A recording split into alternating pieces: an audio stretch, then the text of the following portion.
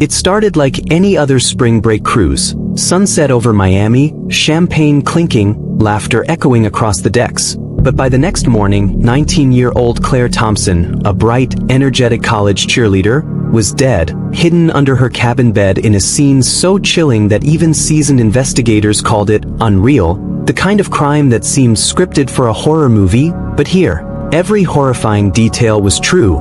Claire had boarded the Pacific Sunliner with 3 best friends, excited for a week of sun, music, and freedom, unaware that she would never see the shore again, and that the person responsible was not some stranger lurking in the shadows but someone with access, knowledge, and chilling intent.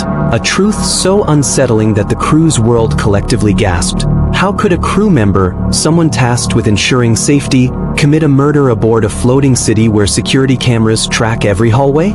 On the night of her death, Claire attended dinner at the Coral Reef Dining Hall, but something was off. Passengers later remembered her pale face, her quiet, distracted movements, the way she pressed a hand to her forehead and whispered, "I don't feel right, something's wrong." Before excusing herself, surveillance footage captured her walking down dimly lit deck 3 halls, brushing against walls as if dizzy, the last known living moments of a girl whose life would soon vanish under circumstances that seemed impossible to believe, her cabin door closing behind her at 9:48 p.m., and then nothing.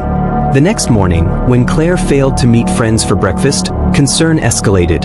A housekeeper, keycard in hand, entered cabin 3147, only to stumble out screaming for security, the horror inside defying logic. Claire's body had been shoved beneath the queen-size bed, her legs twisted, her face pressed into the carpet, hair partially covering her mouth, yet the room showed no sign of struggle. Nothing overturned, no blood, just an immaculate cabin hiding an unspeakable crime. Her fingernails were broken, bruises faint but present around her wrists, her phone cracked and tossed in the closet, her journal open to a single, chilling line. "Someone followed me last night," a line that would haunt investigators, friends, and the public alike. The ship's medical team pronounced death on the scene, cause unclear, and the FBI was immediately notified, boarding at Key West to find a case full of contradictions, missing security footage, and a timeline that didn't add up. A puzzle where every piece seemed to contradict the other. Investigators quickly noticed the first inconsistency. Surveillance cameras showed a hooded figure approaching Claire's door minutes after she left the dining hall, only to disappear and reappear walking calmly away, face obscured, posture male. Yet the deck cameras conveniently malfunctioned for 15 minutes, and every attempt to recover backup data failed, leaving a blank window right at the time of the critical act. A gap that screamed foul play. Rumors erupted aboard the ship. Passengers whispered about crew members lurking, someone targeting Claire, theories so wild they could only be true because the evidence, tiny fibers, broken nails, the journal, and subtle bruising pointed to premeditation. Then came the major twist. All fingers turned to Evan Price, a 32-year-old night shift cleaner, quiet, inconspicuous, with a record of harassment allegations on other cruise lines. He was on deck 3 that night, pushing a gray maintenance cart captured on camera, carrying gloves, a hoodie, and a keycard override tool that investigators found suspicious. Yet when confronted, he initially denied everything, insisting he had never entered Claire's cabin, that he didn't even know the girl. The kind of audacious lie that raised the hairs on every investigator's neck. Forensic analysis revealed microscopic fibers on Claire's cracked phone matching his gloves. Keycard logs placed him in the hallway during the critical time frame, and finally, under pressure, Evan admitted to being in her cabin, a confession so horrifying yet almost surreal. He pinned her down, causing positional asphyxia, shoved her body under the bed, wiped surfaces and fled. The sedative in her system? He claimed he didn't administer it, leaving the possibility of another hand in this nightmare, a detail so chilling it suggested the story wasn't over, that Claire's death might have involved more than one person, a silent accomplice who vanished without a trace. Court proceedings revealed Evan's motives were disturbingly banal. I just wanted her to listen. Yet the methodical nature of his crime shocked the public. The first of its kind aboard a cruise ship, a conviction so unusual it made headlines worldwide. Yet social media speculated endlessly, true crime forums dissecting every frame of footage, every fibrous clue, every oddity in cabin reports, as if the world couldn't accept that such evil could hide in plain sight. Cabin 3147 was permanently sealed, the ship altered its security policies, and Claire's mother launched the Claire Thompson Foundation for Safer Seas. But for all the justice served, a shadow remained, a nagging unease that maybe, just maybe, something critical had been missed. Whispers persisted about the malfunctioning cameras, about the origin of the sedative, about the mysterious maintenance cart parked silently near her door, and a question that refused to leave the public mind. If Evan didn't spike her drink, who did, and were they still aboard? The cruise community shivered, true crime enthusiasts theorized endlessly, and investigators kept files open, reviewing minute details as though a single overlooked clue could unravel everything. And as the Pacific Sunliner sailed silently into the sunset, the empty deck 3 hallways seemed to echo Claire's last words from her journal. Someone followed me last night, a warning no one acted upon. 3 months after Evan Price's conviction, when the world believed Claire Thompson's story had reached its grim conclusion, a single text message changed everything. An anonymous tip sent to the FBI's Miami field office at 2:47 a.m., containing just 7 words. Check the bartender's locker on deck 7. A message so cryptic yet specific that it sent agents scrambling back to the Pacific Sunliner, now docked in Fort Lauderdale for routine maintenance, where they would uncover a conspiracy so twisted it made Evan's crime seem like only the first act of a much darker play. The bartender in question was Marcus Delgado, 28, charming, popular with passengers, known for his easy smile and the way he could remember every drink order, a man who had worked the Coral Reef bar on the very night Claire died, who had served her that final drink, a cosmopolitan she barely touched before feeling dizzy, and who, according to newly discovered evidence, had crushed 2 tablets of Rohypnol into the shaker while cameras conveniently pointed elsewhere, a premeditated act captured only by a single witness who had stayed silent out of fear, until guilt became unbearable and the anonymous text was sent, unraveling everything. When FBI agents drilled open Marcus's crew locker, what they found defied explanation. A burner phone containing encrypted messages exchanged with Evan Price dating back 3 weeks before the cruise, planning the perfect opportunity, discussing Claire specifically after Marcus had seen her photo on the passenger manifest, her cheerleading scholarship mentioned in a promotional post the cruise line had shared, making her a target for reasons that still made investigators' blood run cold.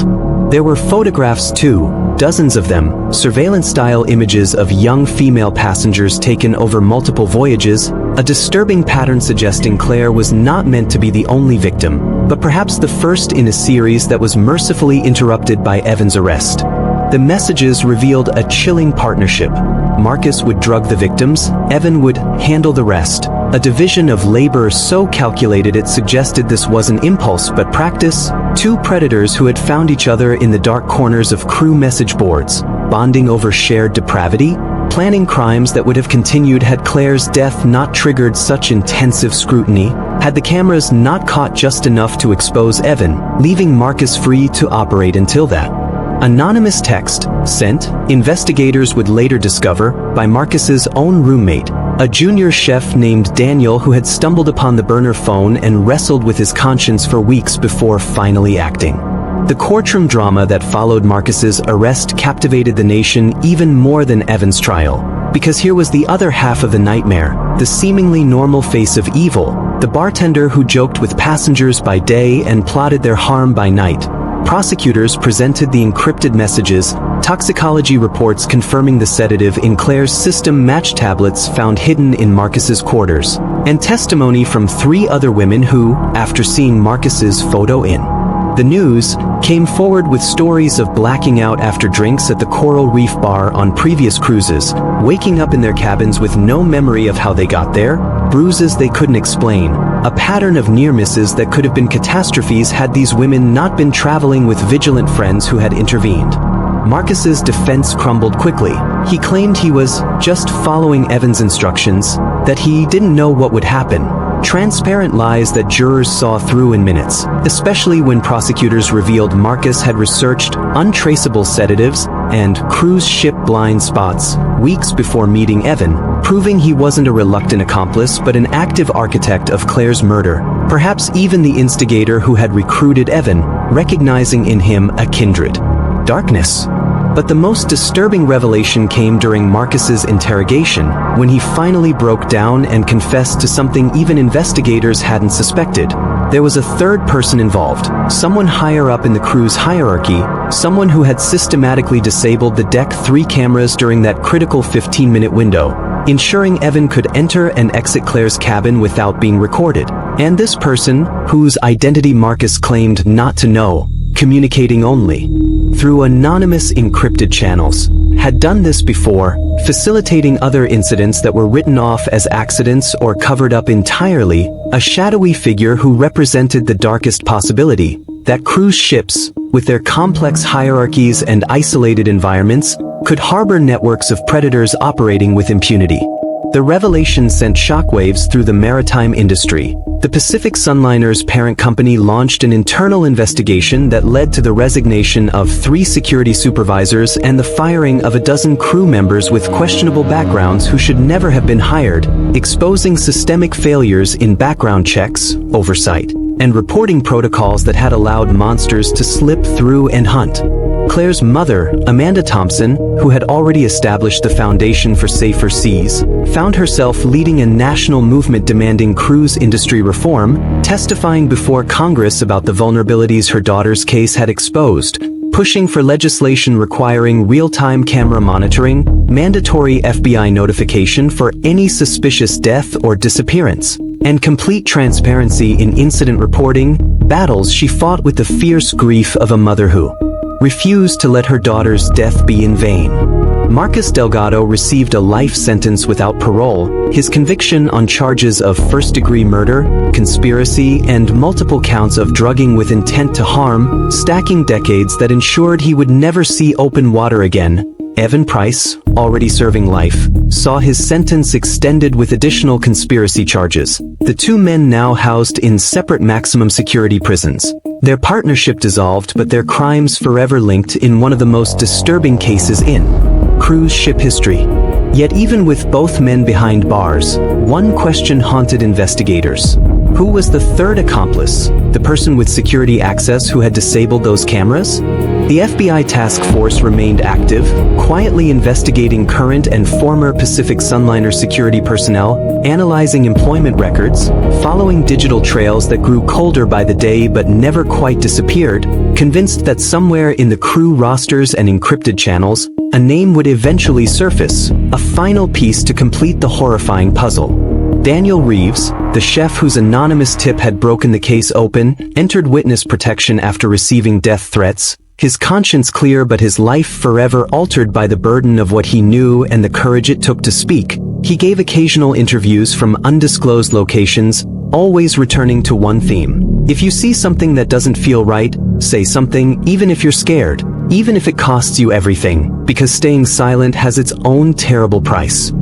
The Pacific Sunliner underwent massive renovations, installing 300 additional cameras, implementing a buddy system for solo travelers, and creating a 24-hour passenger advocacy hotline, changes that came too late for Claire but would perhaps protect countless others, though cynics noted these measures only appeared after lawsuits and public outrage made inaction impossible. A bitter reminder that tragedy often precedes reform. Cabin 3147 remained sealed, becoming an unofficial memorial that crew members passed in somber silence, a reminder of the darkness that had visited their ship and the vigilance required to prevent its return. Some crew members reported feeling an eerie presence in the Deck 3 hallways late at night, a chill that settled over them near that particular door. Though whether this was genuine supernatural phenomenon or the psychological weight of tragedy, no one could say. Hidden file documentaries dissected every angle of the case. Marcus's arrest breathing new life into the endless speculation, online forums exploding with theories about the third accomplice's identity, amateur sleuths comparing crew photos and building elaborate conspiracy theories, some so wild they bordered on fiction, others disturbingly close to truths investigators were still pursuing. And through it all, Claire's journal entry echoed like a prophecy. "Someone followed me last night," words that proved tragically accurate, a warning ignored until it was too late, a reminder that intuition often sees what eyes miss, that the feeling of being watched should never be dismissed as paranoia. As the second anniversary of Claire's death approached, Amanda Thompson stood on a dock in Miami, watching cruise ships depart into the sunset, carrying thousands of passengers toward adventure and escape, and she felt both hope and dread, hope that the reforms would protect them, dread that somewhere in those floating cities, other predators might still be lurking, other partnerships forming in the shadows, other cameras mysteriously malfunctioning at critical moments. The Claire Thompson case had changed the cruise industry forever, forcing transparency and accountability where secrecy and denial had once thrived. But it had also revealed an uncomfortable truth, that evil doesn't always wear obvious masks, that it can serve you drinks with a smile, clean your cabin with efficiency, and disable security systems with technical expertise, hiding in plain sight until someone brave enough shines a light into the darkness. The investigation into the third accomplice continues, the case file still open, agents still pursuing leads, and the public still waiting for the final revelation that would close this chapter once and for all. But perhaps some mysteries aren't meant to be solved immediately, perhaps some stories unfold slowly, piece by piece, year by year, each revelation peeling back another layer of horror until the full picture finally emerges. Claire Thompson's story didn't end with Evan's conviction or even Marcus's arrest. It lives on in every reform enacted, every life potentially saved, every passenger who travels safer because her death demanded change, and in the quiet, persistent work of investigators who refuse to stop until every person responsible faces justice, no matter how long it takes, no matter how deep the conspiracy goes. And somewhere on the Pacific Sunliner, as it sails through Caribbean waters under new management and enhanced security, Deck 3 remains a place of whispered stories and cautious glances, a reminder that beneath the glamour and escape cruise ships promise, reality can intrude with devastating force, and that the price of safety is eternal vigilance, the willingness to question, to investigate, to never accept that all questions have been answered when something still feels terribly wrong.